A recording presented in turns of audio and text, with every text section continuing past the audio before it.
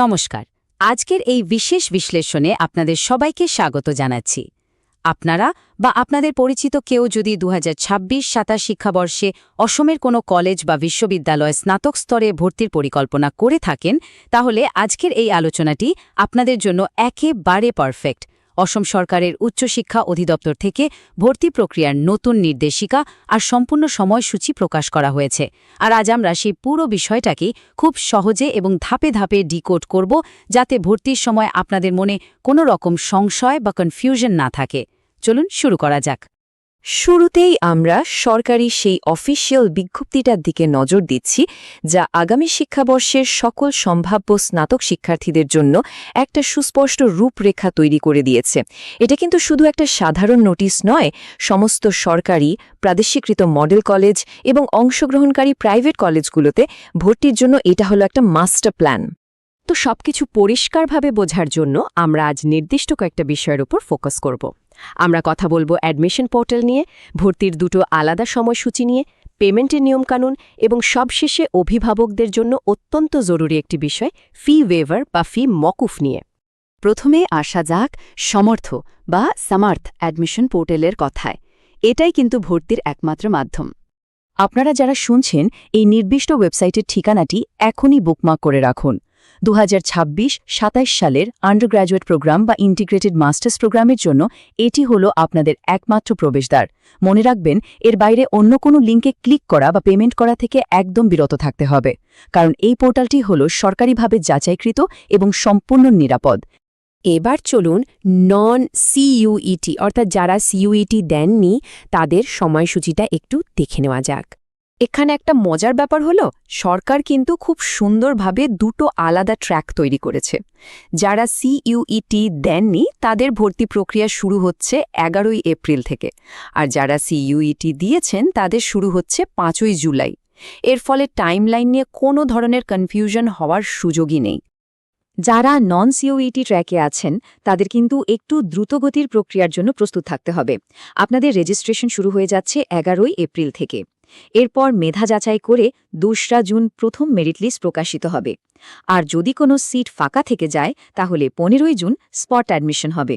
সবকিছু ঠিকঠাক থাকলে 1 আগস্ট থেকে কিন্তু আপনাদের প্রথম সেমিস্টারের ক্লাস পুরো দমে শুরু হয়ে যাচ্ছে। আর যারা সিইউইটি পরীক্ষা দিয়েছেন, চলুন আপনাদের টাইমলাইনটাও একবার ঝালিয়ে নেওয়া যাক। আপনাদের যাত্রা শুরু হচ্ছে একটু পরে, অর্থাৎ 5 জুলাই রেজিস্ট্রেশনের মাধ্যমে। এরপর 19 জুলাই বেরোবে আপনাদের প্রথম মেধা তালিকা, আর একদম শেষে 29 থেকে 31 জুলাই পর্যন্ত চলবে চূড়ান্ত স্পট অ্যাডমিশন। তবে প্রক্রিয়া যেভাবেই হোক না কেন, ডেস্টিনেশন কিন্তু সবার এক। সেই 1 আগস্টেই আপনাদের সবার একসাথে ক্লাস শুরু হচ্ছে। তবে হ্যাঁ, এখানে একটা বিষয় মাথায় রাখতে হবে।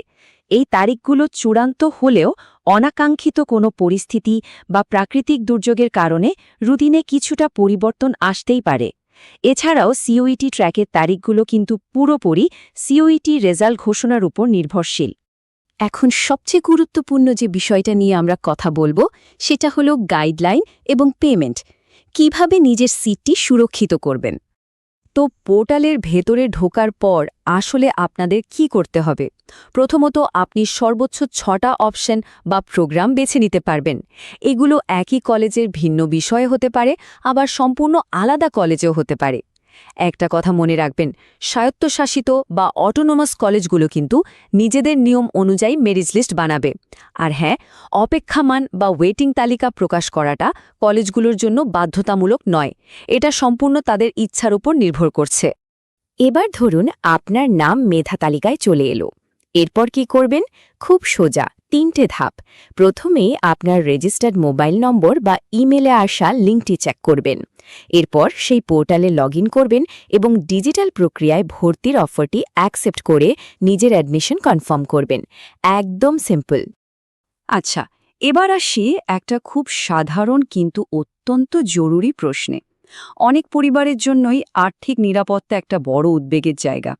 বিশেষ করে ধরুন, আপনি একটা কলেজে পেমেন্ট করে ভর্তি হলেন, কিন্তু পরে আপনার পছন্দের উপরের দিকের কোনো কলেজের সুযোগ পেলেন।